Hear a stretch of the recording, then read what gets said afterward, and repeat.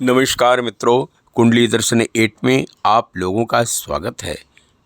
मित्रों, आइए जानते हैं अपनी पूंछ में आग लगने पर हनुमान जी की चिंता कैसे दूर हुई।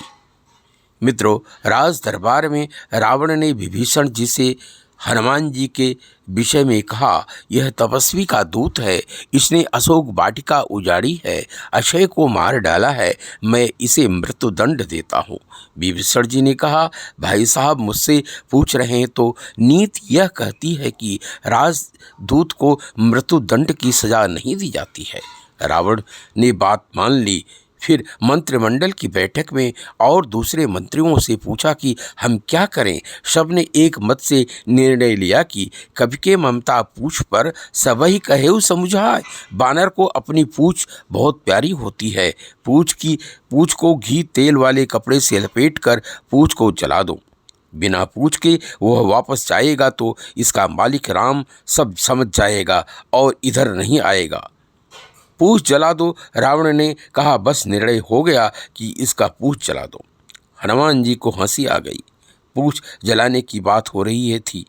तब उन्हें लगा कि सरस्वती जी इनका मदद कर रही हैं, नहीं तो ऐसा विचार कभी ना आता।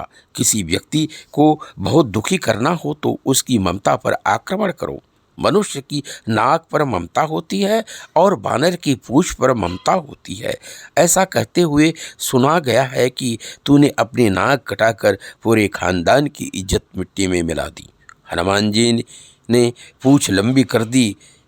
बोले, तू मेरी ममता पर आक्रमण करता है, पर समय आने पर मुझे अपनी ममता को लंबी करना व और छोटी करना भी आता है।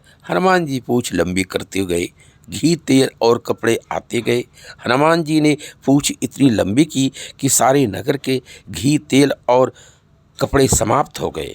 राक्षसों ने नगर में घुमाकर हनुमान जी की पूंछ में आग लगा दी। हनुमान जी ने जलती पूंछ को देखा तो सोचने लगे कि क्या करूं।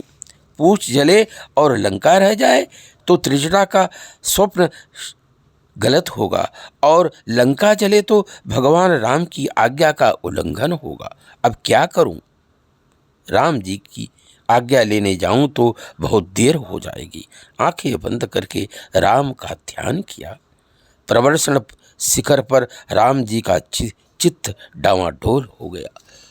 उन्होंने ध्यान लगाकर देखा तो हनुमान जी की पूंछ जलती देखी।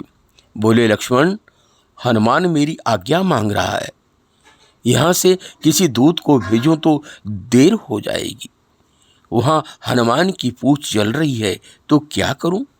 गोस्वामी जी विज्ञान की बात लिखते हैं। विज्ञान में 49 प्रकार का हवा बतलाया गया है, उसका उल्लेख किया गया है। बाबा तुलसी जी लिखते हैं, चलो मरुत 49। राम जी ने सोचा, पवन पुत्र को पवन के द्वारा ही संदेश दूं तो अच्छा होगा। इसलिए 49 वायु को आदेश दिया कि जाओ हनुमान जी के कान में कह दो कि मेरा आदेश है, प्रारंभ कर दो। 49 वायु हनुमान जी के कान में आकर कहने लगे कि भगवान की आज्ञा है, शुरू कर दो। हनुमान जी की चिंता दूर हुई। जय श्री राम कहकर भक्त त्रिजटा के स्वप्न को साकार करने लगे। सारी लंका जला दी।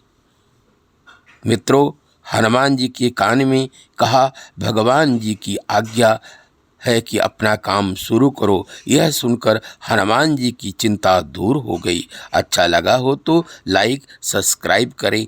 धन्यवाद।